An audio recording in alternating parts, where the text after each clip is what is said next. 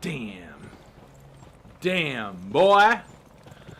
Damn, boy, he's thick. Boy, that's a thick-ass boy. Damn.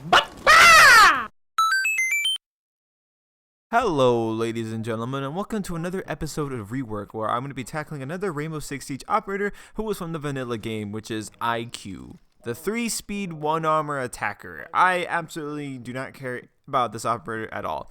I don't think I really pick her very much from the beginning, and I don't really pick her much from now. Reason being, I don't really care for her gadget.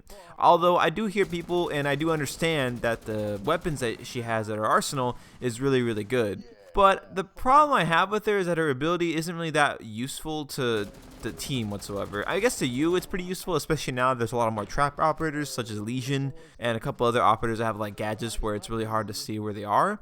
I understand that viewpoint in which why people pick her, but my problem is that like you're the only one that can see the gadget, and if you don't have a well-coordinated team and you're just playing random, then it's kind of just useless except to you only. I think people counter-argue this argument by saying that, well, if you have a well-coordinated team, then, you can obviously, call it out. But if you don't, then, you're kind of screwed. But another thing is people like to bring out her weapons, which I'm not going to deny. Her weapons are very good, and she has a pretty good arsenal of things to assess other operators. But it's just her gadget I do think needs an overall or a rework. Rework. I don't know why I couldn't say that.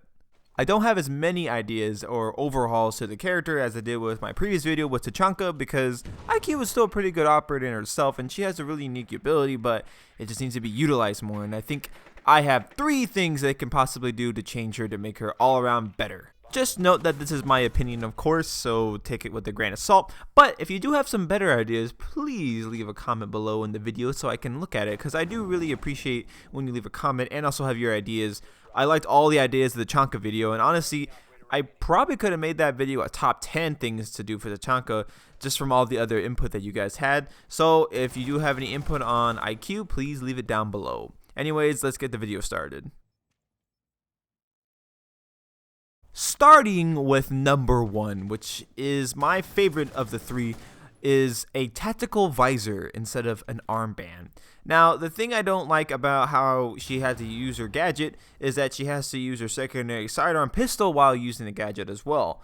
It kind of makes it so enemies can easily shoot her and kill her when she's, only having a pistol against an assault rifle or a shotgun or something. So I do think a tactical visor like Jackal or Warden, where they have to use their ability and it's only for a certain amount of time, would actually be a lot helpful, or a lot more helpful than what she has currently.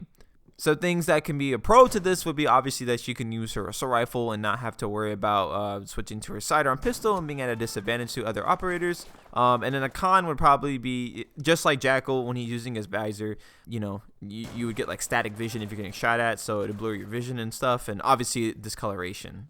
I'm not entirely sure how long it would last. I'd probably want to say around 10 to 15 seconds at least, just so she can sniff out most of the gadgets. It could be shorter perhaps. I'm not sure about the regeneration rate as well. I would probably want to say it's probably just going to be a fast regeneration rate like Virgil's when he goes invisible. But that's kind of all up to whatever the developers would like to do for that.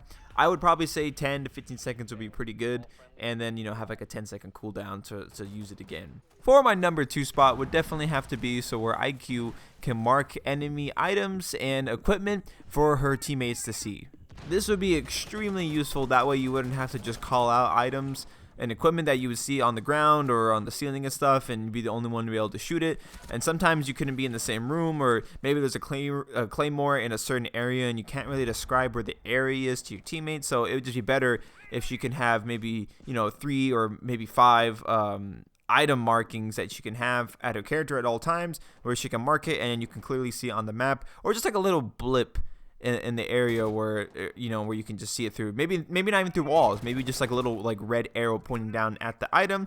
I would much prefer you can see it through the walls, and you can only do like 3 to 5 markings maybe, to make it not so OP where you can just mark out every single item. But something like that would be pretty good, I think.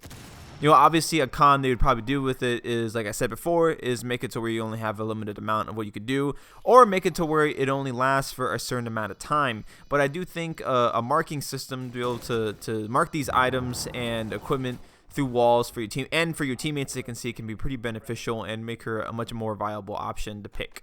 And again, this would be extremely useful for people who aren't playing in teams and who are playing solo. They can do this to help coordinate with the other people who might not have mics or might not be talking at the time. Could help them to figure out where not to go or to be watchful over. That being said, I do think IQ deserves to have an ability or a gadget of some kind to be able to destroy gadgets through reinforced walls, possibly through an EMP pulse or a gun. This one's kind of a big iffy just because of how overpowered it seems to be on paper.